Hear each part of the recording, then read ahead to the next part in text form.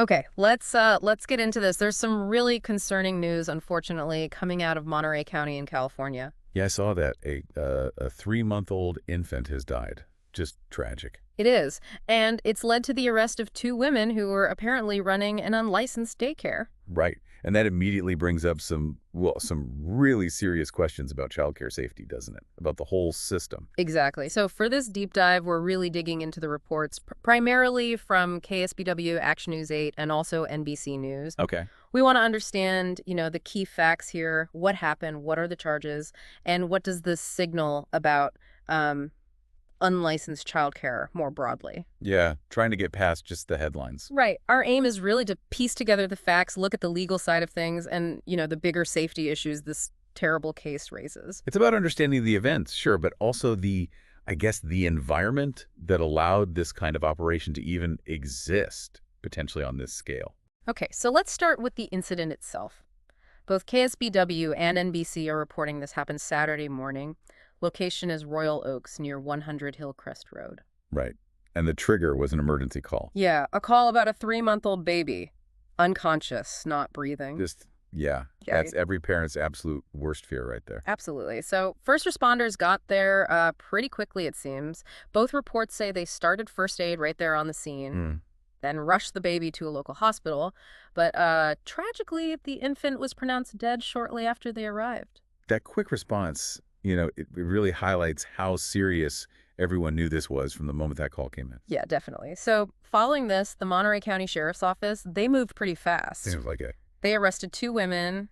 KSBW and NBC both identified them as 62-year-old Maria Marquez and her daughter, 35-year-old Johanna Marquez. Okay, mother and daughter. And the charges. They're facing some very serious charges. Involuntary manslaughter, that's huge. Also, felony child abuse, child endangerment, and significantly, operating a daycare without a license. That last one is key, obviously, given the context. A really heavy list of charges. It really is. It shows the authorities are taking this extremely seriously. The latest we heard is they're both being held at the Monterey County Jail. Bail set at $50,000 each. Right. That bail amount, it sort of suggests they see this as a significant case, perhaps a flight risk, or just the sheer gravity of the alleged offenses. Let's focus a bit on the daycare itself now. The reports are really clear it was run out of a home there in Royal Oaks. And the critical part, no license. Unlicensed, yeah. But here's the thing that, it really jumped out at me from the reporting. The number of kids. Oh. KSBW reported as many as 30 children. And NBC News backed that up, saying the same thing, as many as 30 children of various ages. 30 children in a home daycare run by 2 people. That's what the reports say. Wow. I mean, that immediately flags huge safety concerns, Yeah. right? Just basic supervision. How could you possibly... What could you manage? Exactly. Let alone individual needs, naps, feeding, emergencies, with 30 kids of different ages. It seems incredibly difficult, if not impossible, to do safely in an unlicensed setting. Absolutely. And, this connects directly to what Andy Rosas, the sheriff's office spokesperson, said. Okay, what did he say? He really stressed the importance of state licensing. Both outlets quoted him, or the NBC affiliate KSDW did. He talked about the training required for licensed operators. Right, like CPR and first aid. Exactly. And the regular inspections by the state licensing board, things designed to prevent this kind of situation. And he apparently made a direct link, didn't he, between those rules and the peace of mind for parents. He did. That phrase really stood out. Yeah, it underscores that these regulations, they aren't just red tape. They're meant to be fundamental safety nets for families trusting others with their kids. And that ties into the California regulations that NBC News mentioned specifically, the state's Community Care Licensing Division. Right, they set the rules? Yeah, they have specific limits on how many kids you can have in licensed care, depending on the setup.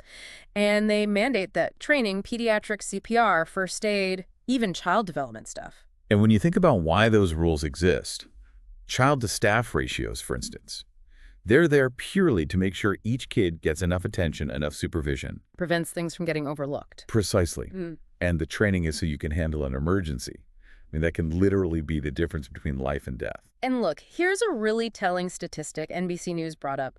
Child deaths in licensed child care centers in California, apparently very rare. How rare? They cited state data showing only 3 such deaths reported between 2017 and 2023. 3 deaths in, what, 6 years? Okay. Across the entire state. In licensed centers, yeah. That's a stark contrast, isn't it? Yeah. It really seems to highlight the potential dangers of operating outside that whole regulatory system. It does. It suggests that, okay, no system is perfect, but the licensing process seems to drastically reduce the risk of these absolute tragedies. But, even with the arrests, what we've discussed, there are still some big questions hanging out there. Like what specifically? Well, the sheriff's office, according to both KSBW and NBC, hasn't actually determined the exact cause of death for the infant yet. Ah, okay. So the investigation is still very much ongoing there. Right. And they also haven't clarified the specific role the operators might have played in the death itself.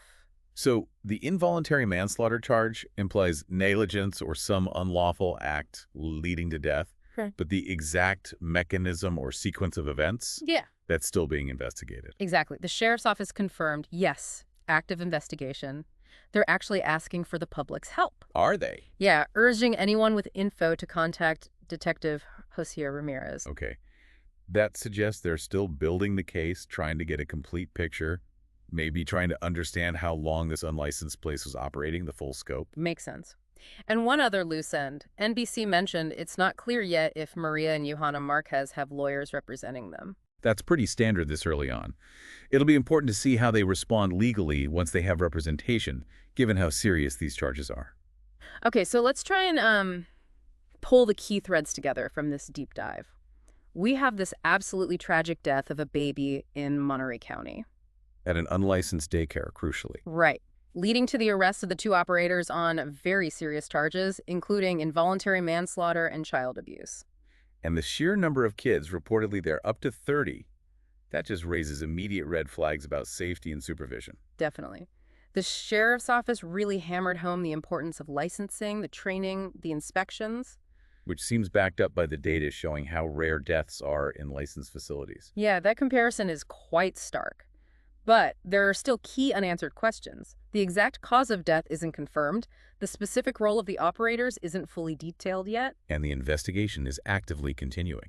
So it's a situation that really throws a harsh spotlight on why we have childcare regulations in the first place. Absolutely. It underscores the potential risks, devastating risks, when those standards aren't met, when someone operates outside the system. And it really leaves you thinking, doesn't it? If these tragedies are so rare in licensed settings, what allows unlicensed daycares, potentially on this scale, to even operate? Yeah. What are the systemic factors? Is it cost, accessibility, lack of awareness, enforcement? And maybe what more could be done? Are there gaps in the system that need closing to better protect kids? It forces you to confront that immense trust parents place in caregivers. It really does. And the potential consequences when that trust is violated are just unimaginable. It makes you really question the safeguards we assume are in place and maybe where they're falling short.